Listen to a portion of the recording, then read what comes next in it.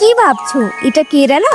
না, এই জায়গাটা কলকাতাতে। হ্যালো এভরিওয়ান, আজ চলে এসেছি কলকাতার সেই ভাইরাল লোকেশনে শুট করতে, যেটা কিছুদিন বন্ধ ছিল, তবে এখন আবার ওপেন হয়ে গেছে। এখানে কিভাবে আসবে সেটা তো অবশ্যই বলবো, কিন্তু চারপাশে এই সবুজ শান্ত পরিবেশের মাঝে কাঠের ব্রিজটা দিয়ে এগোনোর সময় মনে হচ্ছিল যেন কলকাতা থেকে অনেক দূরে চলে এসেছি। আর ব্রিজের উল্টো দিকে তাকালে এই সুন্দর কটেজগুলো রয়েছে, যেগুলো ফটো বা ভিডিওর ব্যাকগ্রাউন্ডের জন্য একদম পারফেক্ট।